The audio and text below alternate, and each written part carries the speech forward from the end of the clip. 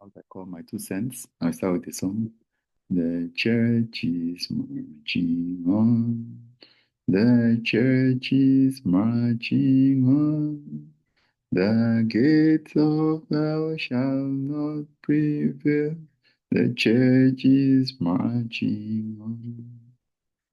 Acts 13, verse 1. Now in the church at Antioch, there were prophets and teachers. Barnabas, Simeon called Niger, Lucius of Cyrene, Manahem, who had been brought up with Herod the Tetrarch, and Saul. I know a lot of the times when we read the New Testament, you know, it looks like the apostles are larger than life. Then you have Saul and Barnabas, but there were other people that were also playing key roles. You can see prophet and teachers. So there were many people that, and that's why I call this my 2 cents. Everybody needs to chip in. Everybody needs to play a role. There can't be just one person that is so dominant, which is some of the things that we see in the local churches now, where the pastor wants to be the only one, that is in charge. And sometimes if you begin to manifest the gifts of God, they try to suppress you so that you need to leave.